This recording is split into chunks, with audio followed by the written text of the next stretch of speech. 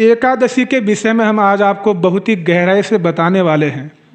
हो सकता है कि इससे पहले आपने सुना हो कुछ बातें और कुछ ऐसे विचार होंगे जो आपने नहीं भी सुना हो, तो इसीलिए हम चाहते हैं कि आप लोग सभी गंभीरता से सुनने का प्रयास करें, क्योंकि आज एकादशी तिथि है। इसीलिए आज के दिन यदि हम एकादशी की महिमा सुनेंगे तो उससे हमको बहुत लाभ प्राप्त होगा।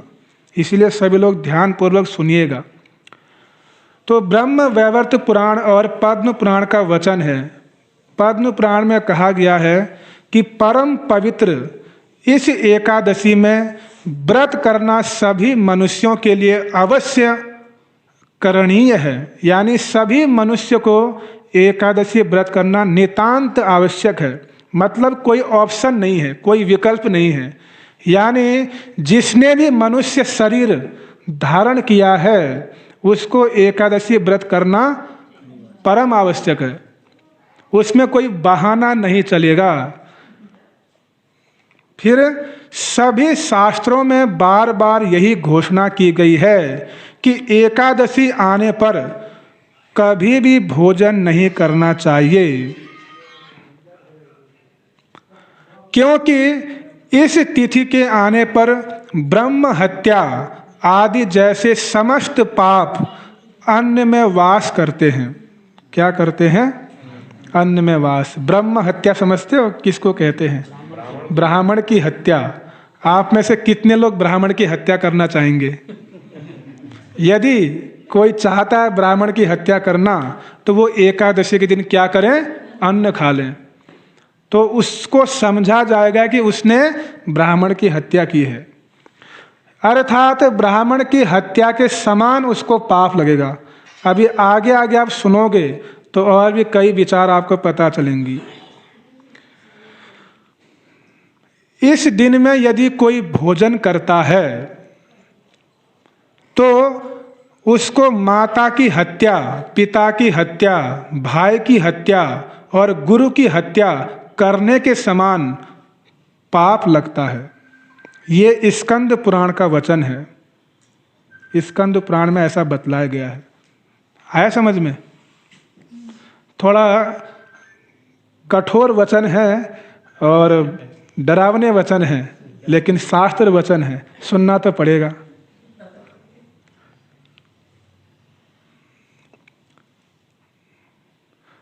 ब्रह्म हत्या आदि समस्त पापों से छुटकारा पाया जा सकता है। ब्रह्म हत्या आदि समस्त पापों से छुटकारा प्राप्त करने के उपाय शास्त्रों में बतलाए गए हैं, प्रायश्चित्त इत्यादि। किंतु एकादशी में यदि कोई भोजन करता है तो उसका किसी भी अवस्था में प्रायश्चित्त नहीं है। ये बृहद नारदीय पुराण का वचन है। किसका वचन है? बृहद नारदीय पुराण। कोई व्यक्ति ऐसा सोच सकता है कि एकादशी के दिन यदि स्वयं उपवास करेंगे और अपने पुत्र, परिजन, मेहमानों की संतुष्टि के लिए उन्हें अन्न आदि भोजन करने देंगे या उनके लिए परोसेंगे तो कोई नुकसान नहीं होगा। कोई ऐसा सोच सकता है कि कोई बात नहीं, मैं तो व्रत रख लूँगा या रख लूँगी, मेरे पुत्र, परिवार वाले या मेरे जितने अतिथि लोग आएंगे उनको मैं क्या कराऊंगी? भोजन करा दूंगी, इसमें कोई नुकसान नहीं होगा। कोई ऐसा सोच सकता है। तो उसके लिए पद्म पुराण में ही शिव जी जो है पार्वती को कहते हैं, क्या कहते हैं कि एकादशी के दिन पुत्र, बंधु, अतिथि आदि को भोजन करने के लिए कहना।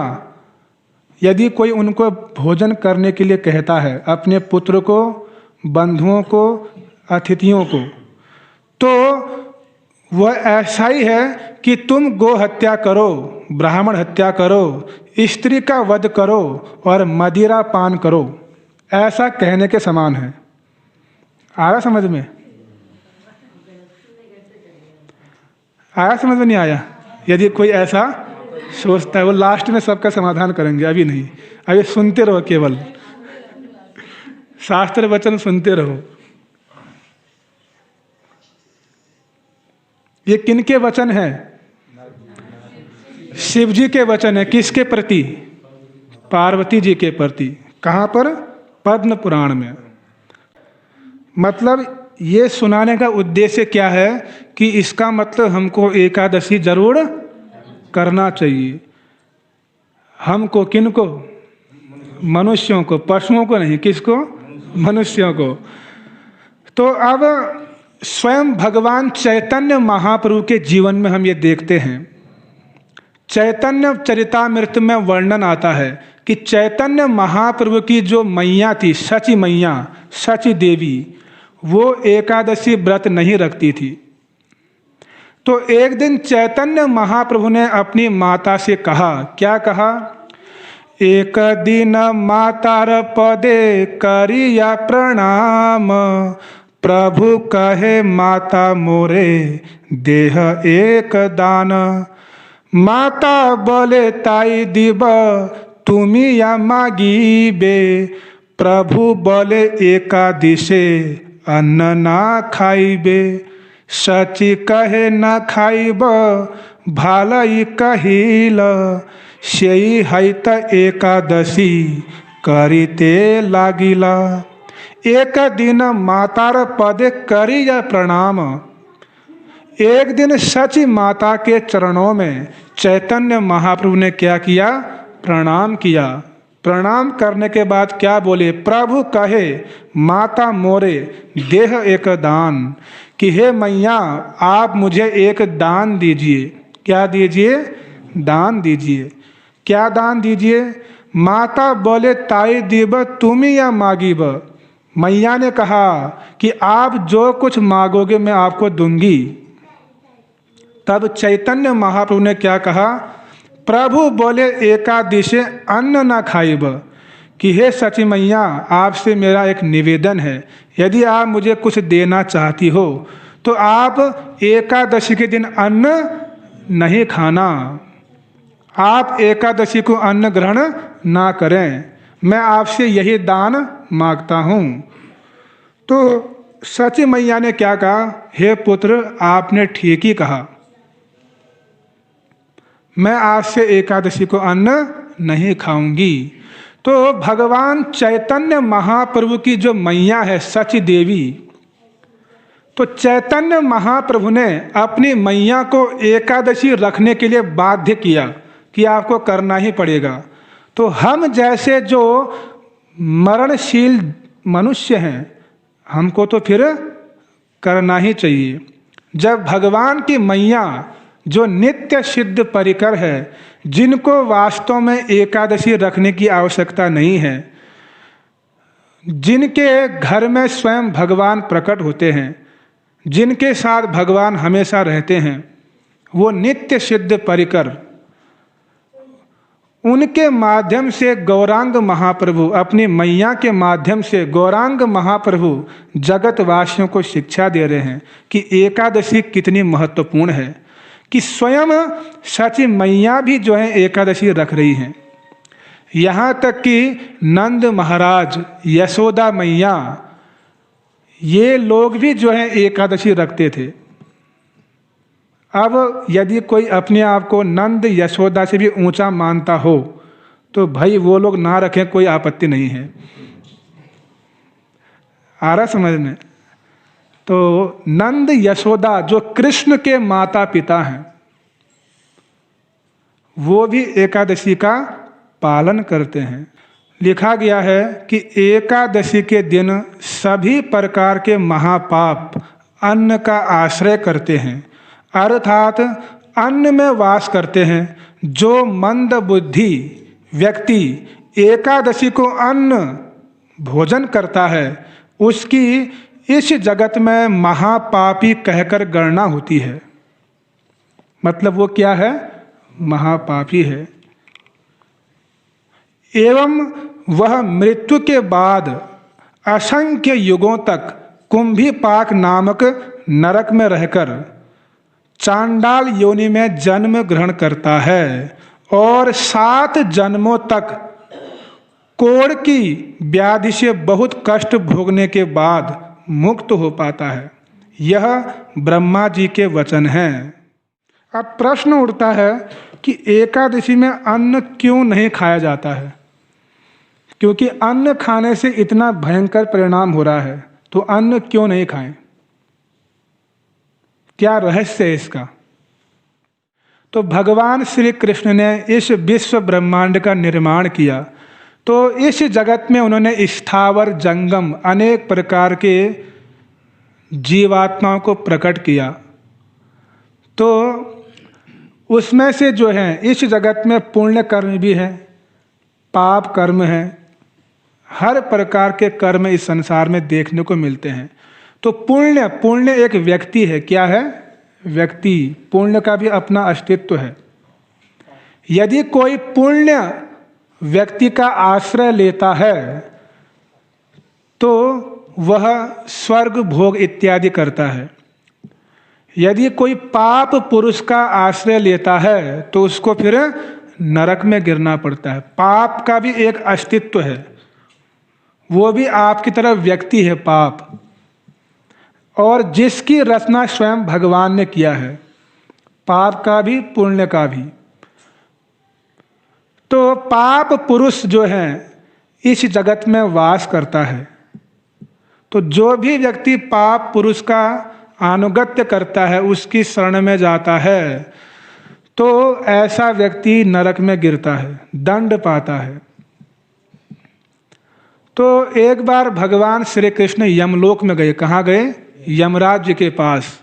तो यमराज जी के पास गए तो यमराज जी ने उनका स्वागत किया, सोने के सिंहासन पर उनको बिठाया और उनकी पूजा की, उनका स्तव स्तुति किया। क्योंकि यमराज जी कौन है? भगवान के महान भक्त हैं, महाजन हैं। वो भगवान की महिमा को, भगवान की लीलाओं को, भगवान को अच्छे से समझते हैं। तो यमराज जी ने भगवान कृष्ण का स्वागत किया, उनका स्तव स्तुति अर्चन किया, सोने के सिंहासन पर बिठाया। तो अचानक जो है दक्षिण दिशा से रोने की आवाज़ आई। क्या आई? रोने चिल्लाने की आवाज़ आई। तो भगवान कृष्ण ने, वो तो सर्वज्ञ हैं, अंतर्यामी हैं, तब भी उन्होंने यमराज जी से पूछा कि ये रोने की आवाज़ कहाँ से आ रही है, ये चिल्लाने की आवाज़ कहाँ से आ रही है? तब यमराज जी ने कहा कि हे कृष्ण, नरक लोक में जो है पापी लोग कष्ट भोग रहे हैं। क्या कर रहे हैं? कष्ट भोग रहे हैं। तो वो लोग रो रहे हैं, चिल्ला रहे हैं। तब भगवान कृष्ण के हृदय में क्या आ गई? करुणा आ गई, दया आ गई। भगवान कौन है? दया के सागर हैं, करुणा सिंधु हैं। उन्होंने मन में विचार किया कि ये सारी सृष्टि तो मेरी ही की हुई है, मैंने ही इस सृष्टि का निर्माण किया है, तो मेरी सृष्टि में इनको कष्ट हो रहा है, तो उनसे सहन नहीं हुआ। तो भगवान कृष्ण वहाँ पर गए जहाँ पर उन पापियों को दंड मिल रहा था। तो उन्होंने क्या किया? एकादशी तिथि का रूप धारण कर लिया। क्या कर लिया? एकादशी तिथि का रूप धारण किया। अब जिन लोगों ने एकादशी का दर्शन किया, उन सब का क्या हो गया? उसी समय उद्धार हो गया। सब नरक से छूट गए और कहाँ चले गए? वैकुंठ लोक में चले गए। कहाँ? वैकुंठ लोक में। भगवान कृष्ण का दर्शन करने मात्र से, भगवान कृष्ण के एकादशी तिथि रूप का दर्शन करने मात्र से सब लोग वैकुंठवासी हो गए। तब भगवान कृष्ण ने विचार किया कि मैं तो अपने धाम में जाऊंगा, और वह एकादशी तिथि जो कन्या के रूप में है, स्त्री रूप में है, कृष्ण से अभिन्न है, कृष्ण ही जो है एकादशी तिथि बने हुए हैं, उनसे अभिन्न, समान, एकदम कोई अंतर नहीं। वह एकादशी तिथि भगवान कृष्ण से कहती है कि हे स्वामी, आपने ही मुझे प्रकट किया है, किस उद्देश्य से आपने मुझे प्रकट किया और मेरा क्या कार्य है? आप तो मुझे छोड़कर अपने धाम में जा रहे हैं। तब भगवान कृष्ण कहते हैं कि आप इस जगत में रहो, जो भी व्यक्ति आपके आश्रय में आएगा यानी आपके व्रत का पालन करेगा वह मेरे धाम को प्राप्त करेगा, गोलोक वृंदावन को प्राप्त करेगा। यानी मेरी भक्ति और आपके व्रत में कोई अंतर नहीं है। यदि कोई मेरा भजन करता है और आपका व्रत करता है, दोनों का एक ही फल होगा। यहाँ तक बोल दिए भगवान कृष्ण। तो यदि कोई भक्त है, वैष्णव है, तो उसको जो है एकादशी रखना नितांत आवश्यक है, क्योंकि एकादशी भगवान की निज वस्तु है, भगवान से अभिन्न है। एकादशी जो तिथि है वो भगवान की भक्ति, भगवान कृष्ण से अभिन्न है। इसीलिए वैष्णव जन एकादशी व्रत का बड़ी दृढ़ता से पालन करते हैं। तो जगत में जो है लोग पाप कर रहे थे उसके बाद, और उन्होंने सुना कि एकादशी व्रत करने से क्या होता है, पापों से मुक्त हो जाते हैं और वैकुंठ चले जाते हैं। तो सब लोग क्या करने लग गए, अब एकादशी का पालन करने लग गए, और सब कहाँ जाने लग गए, वैकुंठ लोक में।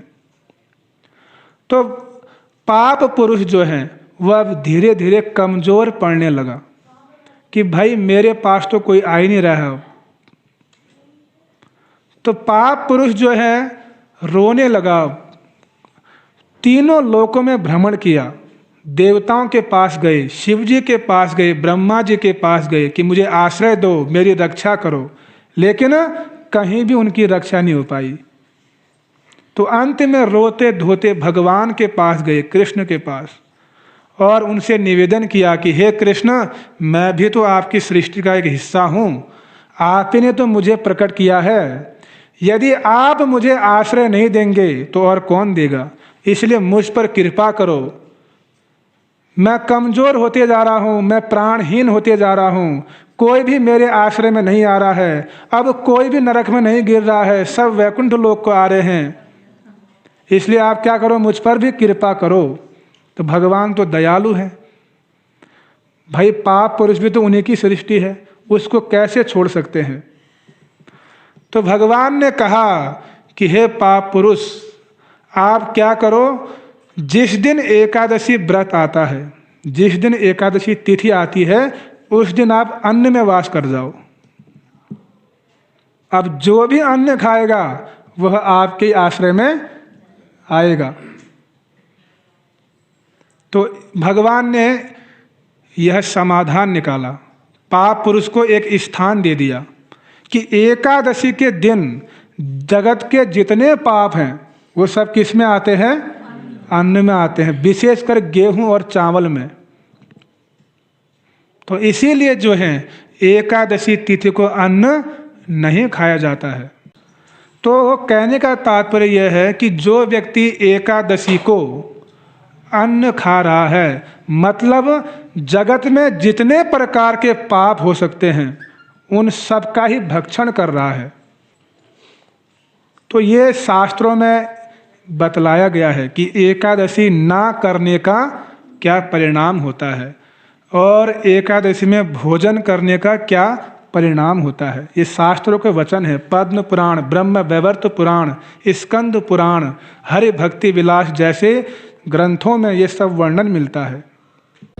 जब भी नैन मूंदो, जब भी नैन खोलो, हरे कृष्ण बोलो, हरे राम बोलो, हरे कृष्ण बोलो, हरे राम बोलो, हरे कृष्णा कृष्णा कृष्णा हरे हरे,